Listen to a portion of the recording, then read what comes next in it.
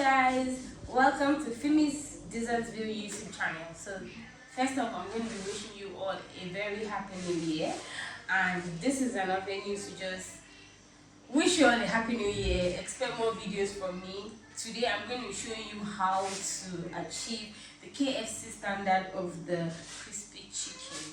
You can do this in the comfort of your home using simple ingredients.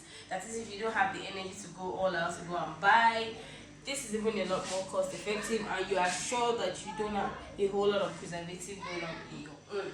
So I will be showing you how I'm going to be doing mine step by step. But first of all, you are going to be needing soft chicken. Now it's not synonymous with any product or any chicken product, because different countries have different brands, but just bear in mind that it has to be the soft chicken, those types that you use to grill and all of that. So I already have mine pre-seasoned.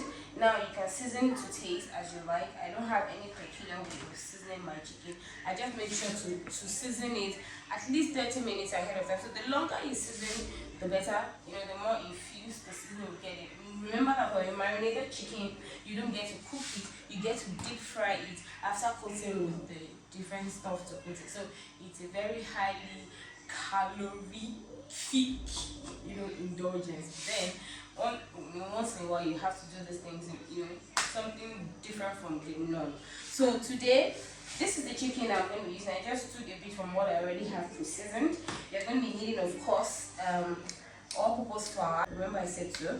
You're going to be needing salt. You're going to be needing white vinegar. You're going to be needing just some slight hint of spices, nothing more, because you remember that this already has spices going on. So this is the thyme. This is this is not necessary, just thyme, basically thyme and salt, and then dry pepper to give as an African woman, a Yoruba woman specifically, to just give you a little spice so it doesn't have a bland or a taste that is not very nice. And then of course you're going to be using your corn flour. Now the reason why you're using corn flour is because you're going to be having like a double coating style. So you don't want a situation whereby you have your chicken, bathed in so much flour. We all know that flour is heavier, so you have to have this as the initial coating, and then this is going to be going for the second coating, because you're going to be popping into the freezer after you use this coating, after you dust it off with some white vinegar. That is optional, or you can just sprinkle some water on this if you have sentiments about using the white vinegar, but then it's another kind of preservative. So yeah, I always like to use it. You need to pop it in the freezer. Then just before you deep fry it, you need to still pop it in the flour a little more, one more time, so you can see all of the flour going in now. So you need to try and cut it down by using corn flour for the paste composition that is going to comprise of the corn flour, the egg, the salt, just a bit of salt, the dry pepper, like I said, the thyme, and some water. So first of all, what you're going to be doing is you're going to be making your paste, the corn flour and the water paste. I basically don't always measure mine out, but I've been able to work around it. But for starters, you might want to work with about half cup, probably. I don't eyeball it. I'll show you what I have in mind now. So you see what I have, just a little bit of corn flour. Then I'll add the water. This is to turn this. And for those that work a lot with confectionaries and all of that, you will know that the corn flour mix is a whole lot lighter and more lightweight, and even has lesser fat content than you would if you're using the typical flour. So this is what it's going to look like. So at this point, what you do is just to add up 1 egg. This is a binding agent, remember. So this is what helps the mixture to stick to the body of the chicken. You do that. So before I give it a quick fix, the whipping I'm doing is just very light. I just add a little bit of spice, like I said, just some thyme. I add some chili, dry pepper, and then just a hint of salt. I don't know, just a little bit. Bearing in mind that you have some here, so you don't really want a salty result. So what I do is just to give this a quick down. Just make sure the yolk is deflated, and then you have this. So I go ahead again to add some spices, because I don't want it having want just a bland result. So I just add a bit of this into this. Again, put a quick mix together. You don't need to put any salt on that. So at this point, what I'm going to be doing. So what I normally do before I dip the chicken into the egg mix is that I'll take one at a time, and I'll try and dab out every excess in it. Remember, I pre-seasoned it, so yeah, of course, just to make sure I reduce what's going in. So that goes in. You can see definitely it's going to extract some fluid. I don't want that in, so I dab it just as same. Just put it in. So I have just a small bowl, so I'll just illustrate with this. Look at what I'm doing. I'll see what it looks like. The initial putting, right? So yeah, I put it in the flour like this. Have it well in. Okay, so it's going right back. Okay, again. Okay. And this again. So then we have the first one. So this kind of technique of making chicken significantly increases the size of the chicken because of the flour. Yeah, so this is the first one here. And then I'll repeat it with the second one. I think I'll do the rest behind camera, but I mean so that you can understand very well. It goes in first time into the flour mix, the dry flour mix, then back into the egg mix. See? And then the corn flour present actually ate the crunch. So it's not like a very crusty crunch that tastes like biscuit. It has a very soft crunch. That is just right. Yeah. Goes in again. That's it. Yeah. And then goes in for the final time. So once you do this, I'll be taking out the gloves because of the stain on it. So chop out any excess, see, put it on a tray, okay, so take that out. So what you do now basically is after I put this the remaining in the plate, I'll just simply take a cup of the white vinegar. Alright, like I said, it is quite optional. I'll just add it over it very lightly. Okay, something like this, see.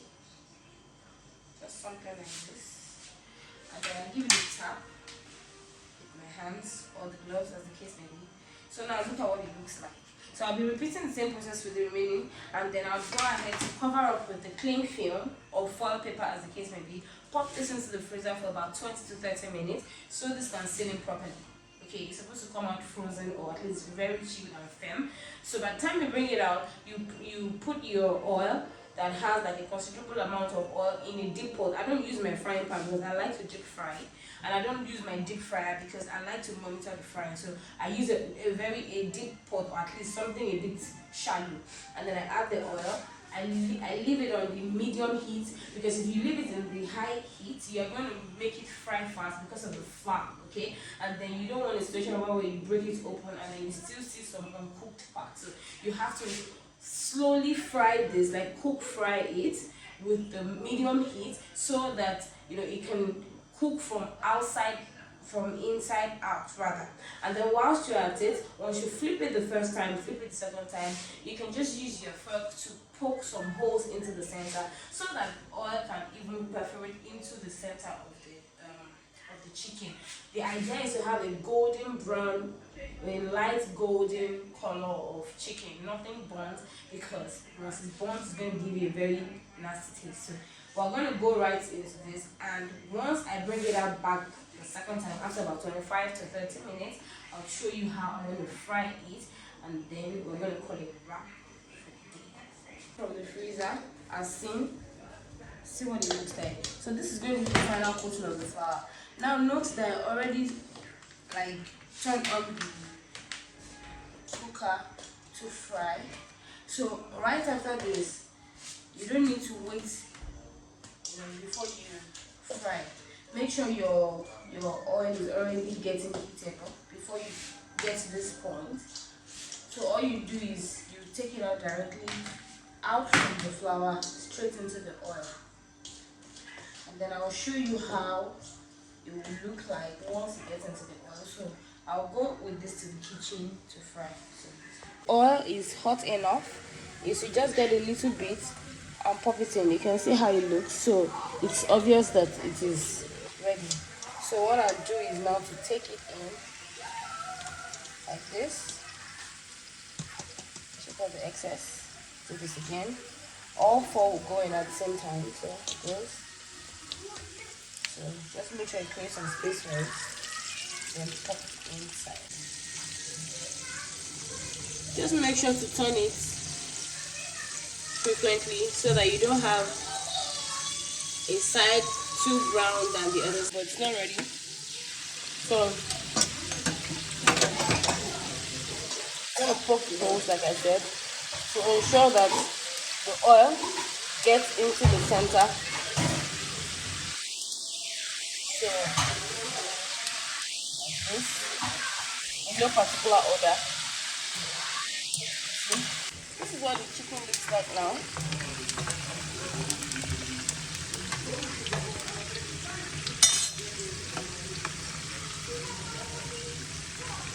So you just need to transfer this into a tray that has a tissue to drain out the excess oil,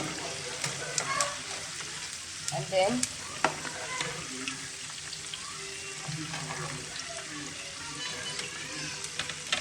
chicken is ready now. Look at what it looks like. Okay, so this is very amazing to pair with your rice and everything, and even if you want to snack on this, you can use your ketchup or your creamer or anything. So that's going to be all for today. Again, I say that if you found this video helpful, try it out with your family members. Give me a thumbs up and let me know with your super thanks using the icon below.